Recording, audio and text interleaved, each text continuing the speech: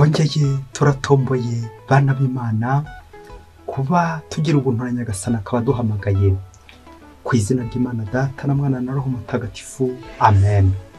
Turakwitabye karame Nyagasani ku neza yawe kuri iki cyumweru cya 8 gisanzwe tariki 2 Werurwe 2025 ubwo tugiye guhura nawe.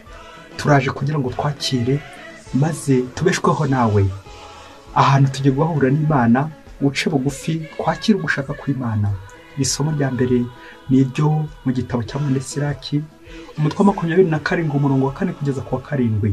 Iyo umuntu amaze kuvuga amafuti ye arigaragaza, mbese nk'uko yamaze kugosora hasigara incenshu. Icyokezo gisuzuma ibibindi by'umubumbyi, n'ikigeragezo cy'umuntu kikaba mu biganiro bye. Imbuto z'igiti zigaragaza umurima giteyemo, n'ijambo rihishura ibitekerezo by'umutima w'umuntu. Ntukagire uwo urata mbere yuko avuga, kuko ariho abantu basuzumirwa. Iryo ni ijambo ry'Imana. Zaburi ya 92. Uhoraho ni byiza kugusingiza. Ni byiza kugusingiza Uhoraho no gucurangira izina ryawe musumba byose. Kwamamaza ineza yawe kuva mu gitondo n'ubudahemuka bwawe ijoro ryose. Umuntu w'intungane yatumburutse nk'umukindo, asagamba nka sederi yo muri Libani. Ameze nk'igiti cyatewe mu ngoro y'Uhoraho, akisanzurira mu nkike z'Imana yacu. No mu busaza bwe aba akera imbuto, aba acyuzuyemo ubuzima n'ubutohagire, kugira ngo yamamaze ko Uhoraho ari umunyabutungane, we rutare rwanjye ntiyigiramo uburiganya. Uhoraho ni byiza kugusingiza. Isomo rya kabiri ni ryo mu mbere Pawulo Mutagatifu yandikiye Abanyakorinti umutwe wa 15 umurongo wa 54 kugeza ku 58. Bavandimwe, ku munsi w'imperuka, igihe uyu mubiri ugenewe kubora uzagezwa ku budashanguka, kandi umubiri ugenewe gupfa ukagabirwa kutazapfa, ubwo ngubwo ibyanditswe bizaba byujujwe ngo urupfu rwaburijwemo n'umutsindo. Rupfu we, gutsinda kwawe kuri he? Urubori rwawe ruri hehe warupfuwe? Koko rero urubori rw'urupfu ni icyaha, naho ububasha bw'icyaha buturuka ku mategeko. Dushimira Imana yaduhaye gutsinda kubw'Umwami wacu Yesu Kristo. Nuko rero bavandimwe nkunda, nimukomere mwe guhungabana, mukomeze gukorera Nyagasani, muzi neza ko kuruhira Nyagasani bitazabapfira ubusa. Iryo ni ijambo ry'Imana. Nyagasani Yesu nabane namwe. Amagambo mu Ivanjili ntagatifu ko yanditswe na Luka umutwe wa 6 umurongo wa 39 kugeza ku 45. Muri icyo gihe Yesu abacira n'umugani ati, harya impumyi ishobora ite kurandata n'impumyi? Aho zombi ntizagwa mu mwobo. Nta mwigishwa usumba umwigisha we, ahubwo umwigishwa wese ushyitse azamera nk'umwigisha we. Witegereza icyakatsi kari mu jisho ry'uwo muvindimwe, kandi umugogo uri mu jisho ryawe ukawirengagiza? Washobora ute kubwira uwo muvindimwe uti, muvandimwe, reka ngutokora akatsi kakuri mu jisho, kandi ubwawe utareba umugogo uri mu jisho ryawe? Wandyarya we, banza ukure umugogo mu jisho ryawe, hanyuma uzabone neza ushobore gutokora akatsi kari mu jisho ry'umuvindimwe. Nta giti cyiza cyera imbuto mbi, nta n'igiti kibi cyera imbuto nziza. Igiti cyose kirangwa n'imbuto zacyo. Koko nta usoroma imitini ku mahwa, nta n'usarura imizabibu ku bitovu. Umunyamico myiza avana mu mutima we ibyiza bibitsemo, n'umunyamico mibi avana mu mutima we ibi byawusabitse. Kuko akuzuye umutima gasesekara ku munwa. Iyo ni Ivanjili ntagatifu. Bayoboke b'Imana, nimugire amahoro kandi mugire icyumweru cyiza. Twakire Nyagasani uje atugana kugira ngo tubeshweho nawe, twibanire n'Imana buri munsi. Biragaragara ko muri iyi minsi, muri ibi byumweru, Nyagasani ari kwibanda ku myitwarire y'abigishwa be. Ubwo ku cyumweru gishize cyari cya 7 gisanzwe, twazirikanye urukundo umwigishwa wa Kristo agomba kugira, urukundo rw'abanzi, ukunda umwanzi wawe. Iki cyumweru cya 8 cyo Yesu arakomeza n'ubundi atubwira uko umwigishwa we agomba kwitwara. Ubwo tuza kuzirikana noneho biri kujya imbere. Umwigishwa w'imbere burya agomba kubanira abandi muri community, muri groupe babamo, ubuzima bwe n'abandi, uburyo agomba kuberera imbuto. Ni kubw'iyo mpamvu rero iki cyumweru turaza kucyita imbuto.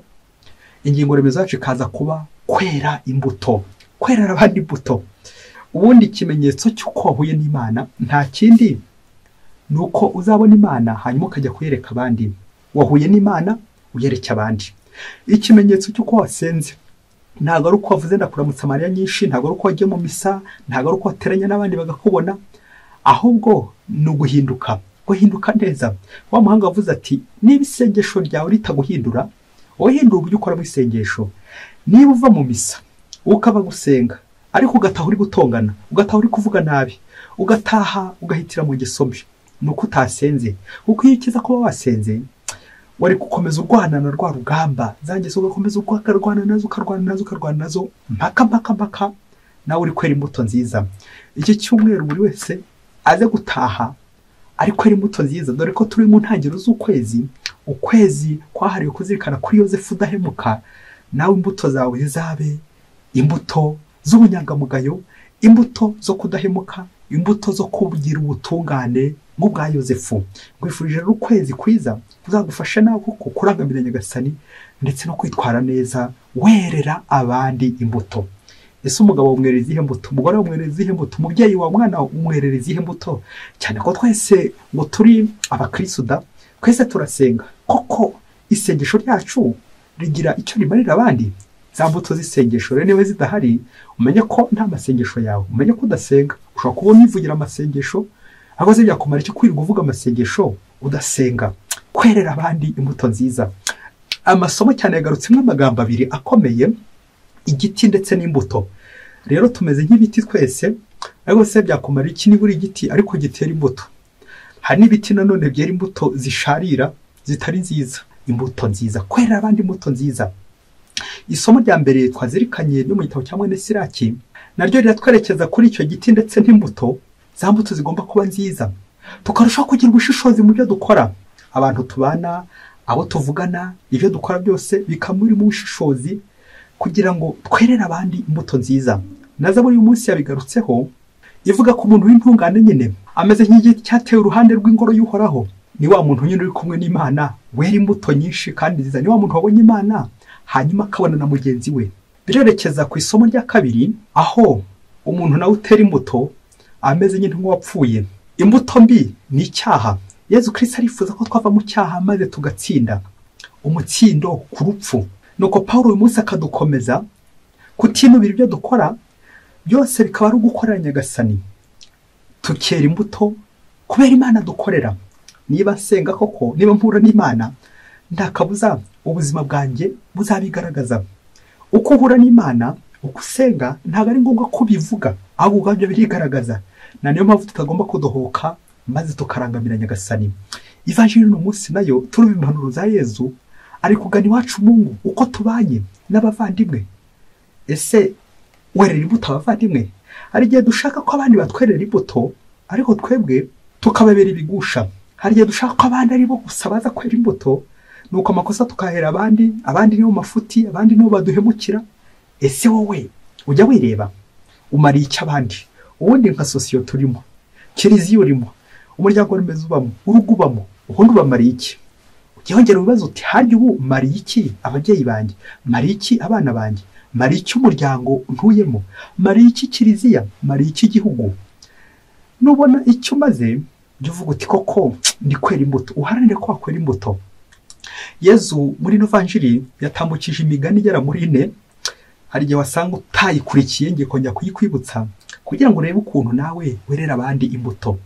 Umugani wa mbere ni impumyi, aho Yezu yavugaga ati koko impumyi ishobora kurana ndatindi. Ni ukongera kureba aho umwijima wagiye iwanjye, wongera urebe niba utajya uzitira abandi ukabazitira kugera ku Mana. Umugani wa kabiri wari umwigishwa ndetse n'umwigisha, umunyeshuri na mwarimu. Ukuntu umwigisha agomba gukurikiza no gukurikira mwarimu. Mwarimu nta wundi ni Yezu Kristo, twese dukurikiye kandi tugomba gukurikiza. Umugani wa gatatu watwerekezaga ku mugogo, aho Yezu tubuza kugira uburyarya no gucira abandi imanza. Ngizo za mbuto zisharira, gucira abandi urubanza. Kandi nawe udashaka kwigera imbere yawe ngo urebe ubwo bubi bwawe, nuko ugatangira ukanegura abandi, ukabanenga. Ibyo Yezu akakugira inama nanjye ahingira kudacira abandi urubanza. Umugani wa 4 ari nawo remezo w'iri somo ry'uno munsi, ni igiti ndetse n'imbuto. igiti cyiza cyera imbuto nziza n'igiti kibi cyera imbuto mbi. Iyi migani yose Yezu arifuza ko twahindura ubuzima bwacu, kuko akenshi tubaho mu buryarya, twishushanya, twibombarika, twitwara neza inyuma gusa, nyamara tukaza kwibagirwa ko igihe n'igihe za mbuto zizatugaragaza. Imbuto yadashaka kuvuga ni ubuhamya bw'ubuzima bwacu, uburyo ubuzima bwacu buvuga Imana. Bya bindi by'uko nyine ibikorwa byivugira, akenshi usanga inyuma tugaragara neza n'akarimi keza, ariko si mbe niko bimeze, n'ibikorwa byacu niko bimeze, ubuhamya bwacu bw'ubuzima bwacu niko nanone bumeze. Akoze umutima kagasesekara nyine ku munwa, wagera urebe nawe ibijya hejuru, ese nibyo biri ku mutima? Ubwo buryarya Nyagasani arifuza ko twaburandura, kugira ngo ubwo turi ibiti dushinze mu murima Nyagasani dushobore kwera imbuto Nyagasani ashaka, kwera imbuto nziza, imbuto z'urukundo, ibikorwa byiza, kuvuga neza, kwitwara neza, mbese za mpano za Roho Mutagatifu, mbese za mbuto za Roho Mutagatifu, ibikorwa bya Roho. Bityo dukeneye ibikorwa by'umubiri, kuko ibikorwa by'umubiri nyine nta kindi biganisha ku irari ry'umubiri, bikaza kudutanya n'Imana, bigatuma twera imbuto mbi. Abanyagalati umutwe wa 5 umurongo wa 19 kugeza ku 25 uze kujya kureba ubwoko bw'imbuto uri kwera nawe muri no minsi. Muvyeyi, muri aka kanya tujye kumva inkuru y'umukobwa ari kube hafi. Hari gihe waza guhamuka, urebe mugenzi wawe wakwishingikiriza kugira ngo nuhamuka byibuze aguhoze, kuko inkuru ishobora kuza kugutera ubwoba. Ube hafi kugira ngo ntuyumve wenyine, byibuze uyumve hari umuntu muri kumwe, hato utaza guhahamuka hari ikintu wumvise gikomeye kiguhungabanya. Ngo umunsi umwe hirya kure cyane muri Afurika, ngo umukobwa witwaga Marie Solange, ngo umukobwa yakundaga gusenga cyane, ngo by'akarusho ngo akaba yaragennye isezerano n'Imana ko atazigera na rimwe ahemukira Imana, ko azabungabunga ubusugi bwe, ko hari kado nziza aho umugabo we ikomeye cyane yo kuzajya ku mugabo ari isugi. Iyi akaba ari kado rwose azashyira umugabo we. Dore ko by'ubu hari igihe wumva nta nicyo bigitwaye, hari igihe ugira ngo kugenda uri isugi ahubwo bishakana mu kibazo. Kandi byaba nuko inkuru y'umwana isubira inyuma, ngo nuko ngo habura amezi 3 gusa kugira ngo ashyingirwe, ngo biza kumusaba kurara ku kazi kubera ibyo yagombaga gutunganya ku kazi. Ngo nuko cyera kabaye nijoro aryamye, ajye kumva yumva shebuja aramuhamagaye, umuyobozi umukoresha aramuhamagaye ati ngwino nkubwire. Solange kubera ko yumviraga aragenda ajya kureba shebuja kugira ngo yumve icyo amubwira. Dore ko shebuja ubusanzwe yamufataga nk'umubyeyi, akamufata nk'umuntu w'inararibonye, inyangamugayo, yumva uko biri kose hari ikintu amuhamagariye gikomeye, ajya kumugiraho inama cyangwa ikintu cyihutirwa kijya kuba muri iryo joro. Nuko aragenda.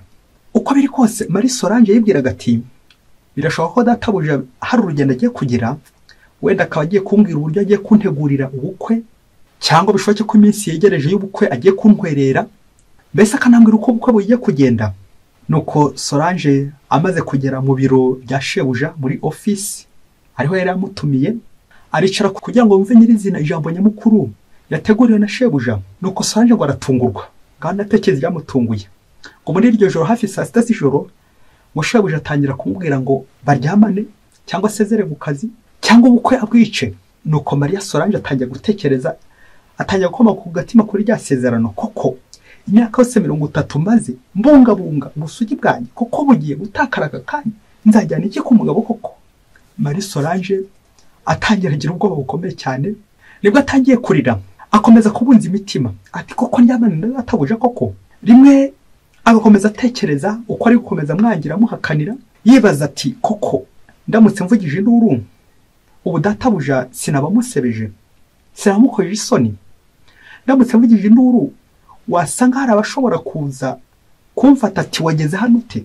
Nuko Solange akoremeza kurira, yibaza uburyo asebeye aho hantu, yibaza ko adashobora no gutaka kuko atatse koma rutenderi, kuko atatse yaba ashyize shebuja hanze, dore ko amwizeraga nk'umubyeyi, umuyobozi we, umuntu w'inyangamugayo. None koko namushyira hanze, namusebya biragenda bite? Nuko Marie Solange akomeza arira cyane, yamara y'umugabo nyine atema ajya mu nda, akomeza arira imbere n'ikiniga cyinshi. uko akomeje kugenda yibaza ibyo bibazo, shebuja ubwo hagati aho yatangiye kugenda amwambura. Ngo nuko Solange ngo agiye kumva ku rugi, mu gihe shebuja atangiye kumwambura, yumva ku rugi hari umuntu uri gukomanga n'imbaraga nyinshi cyane. Ako kanya shebuja ngo yahise yiruka bikomeye, nta kintu nabaje kumfata, bagiye kumfunga. Ngo anyura mu wundi muryango arasimbuka arigendera. Ngo Solange wenyine asigara aho ngaho, bishoboke ko yaje kongera kwiyambika nyuma yuko bari batangiye kumwambura. Nuko arasohoka kugira ngo ajye kureba umupolisi wari uje gufata shebuja, wari ubibasanze bagiye gukora amabi. Ngo ati hari hasigaye nk'amasegonda 10 kugira ngo shebuja nyine agere ku ntego ye, umugambi we yari yapanze. Ngo nuko Solange ngo asohotse hanze yitegura umupolisi, wagiye kubona abona ari umusazi wari usanzwe utembera aho ngaho muri ako gace muri iyo quartier, ari wari uri gukomanga. Nuko Solange umutima yumva atari we neza uko yibajije ikintu kibaye, nawe ntiyasobanukirwa n'ibiri kumubaho. Nuko Solange mu kwikura mu isoni neza nawe ataza ahari, abaza umusazi ati wari uje kureba iki? Umusazi aramubwira ati inzara yandiye, nuko mbonye ari aha hacanye gusa muri uru ruganda, ndavuga nuko biri kose hariya nshobora guhabonera ibiryo. Nibwo rero naje gukomanga ati mumpe ku biryo. Solange n'umutima yumvaga neza, n'umutima wahagiye. Nuko afata ku biryo yari afite abihereza wa musazi, amuhereza n'ibindi aramugorera amugira neza, yirinda ndetse no kumubwira ibyishimo bibiri mu mutima, kuko yumvaga atari we, kuko yari amaze kurusimbuka. Ako kanya atangira ashimira umusazi mu mutima ati ko kurandokoye utumye ubusugi bwanjye nkomeza kubukomeraho, urandokoye ungiriye neza. Birangira Solange amugororera yamugiriye neza, yewe na nubu yakomeje kumugira neza, nubwo atahise amuhishurira igituma ari kugenda amugira neza. Bishoboke ko yatekaga ko bitari ku rwego rwo kubyumva, ariko icy'ingenzi Solange yaramaze gukibona cyuko arakotse uwo munsi. Guhera ubwo Solange ahita asezera ku kazi, atejo nejo bundi ntazongera kugwirwaho n'icyago kirenze iki ngiki, bigatuma ntakaza ubusugi bwanjye, bigatuma nca mu isezerano ryanjye, bigatuma yakadona ateguye imyaka 30 yose ntayigejeje aho igomba kugera. Marie Solange turabasuhuje mwese abitwa Marie Solange, mukomere cyane, mukomere ku Mana, mukomere ku budahemuka bwanyu. Nuko babaza Solange bati nyuma se y'ubwo buhamya wakuyemo amasomo yahe? Nuko Solange aravuga ati nakuyemo amasomo 4. Icyambere nakuyemo no gukomera ku isezerano. Iyo wajyanye isezerano n'Imana, n'ubundi n'Imana igaruke kagomeza kugenda irisigasira ikurinda. Kugira isezerano n'Imana, Imana iragufasha, Imana iragutabara. Isezerano nagiranye n'Imana ati nzayikomeraho mpaka yikado nzayishyitse, n'ubundi niko byaje kugenda gukomera ku masezerano yacu. Icya kabiri nigiye muri iki cyumba, ni umusazi nyine wanyereye imbuto, anyerera imbuto nziza kurushaho nitaga papa, ugomba kunsigasira, akamfasha gutegura ubukwe, akantegurira ubukwe, akankorera ubukwe, akansigasira, akansindagiza. None umusazi koko aramurushije. Umusazi yaranyigishije, yambereye mwarimu mwiza, kutagira umuntu umwe usuzugura mu buzima, nkubaha abantu bose, kuko nta kigozi kiburi cyo kizirika. Umusazi akaba ndengera kandokora, nari ngiye kurengana, umusazi akantabara. Guha agaciro umuntu wese, kuko nta muntu n'umwe utakwerera imbuto. Buri wese afite imbuto yera, buri wese afite akamaro mu isi, nta n'umwe Imana ishyiraho nta kamaro azagira. Buri wese afite icyo Imana yamuremeye. Kubaha buri wese, kuko buri wese ari mu ishusho y'Imana, kandi buri wese akora icyo Imana yamuhaye, ubutumwa Imana yamuhaye. Ubwo butumwa rero bwo umusazi ni nkaho Imana ari munyoherejeho kugira ngo ntabara ndenganura ndengere, ngize imbuto nziza z'uyu musazi. Cya gatatu nigiye muri iki cyumba cy'umuyobozi, kutiringira abantu, kuko umuntu ushobora kumwiringira nkaho yakakubera umuyobozi. Umuntu wari umwizeye ko ari ugiye gukuyobora, none ugiye gukuyobya. Wari umwizeye ko ari ugiye kuguha urumuri, none ahubwo wasanga ariyo mpumyi kurusha n'abandi bose, wasanga ariyo uhumye, none agiye kukugusha no mu rwobo. Ushyiramo ubushishozi mu bantu bose, ejo n'ejo bundi batazakuyobya. Wowe wibwiraga ko ari abayobozi, utayobora arayobya. Dusabe inema kubora abandi ku Mana. Icya gatatu nigiye muri iki cyumba cy'uyu mukoresha wanjye wari ugiye kumpemukira, n'uburyo Imana itabara abantu, ikaba yakohereza umumarayika.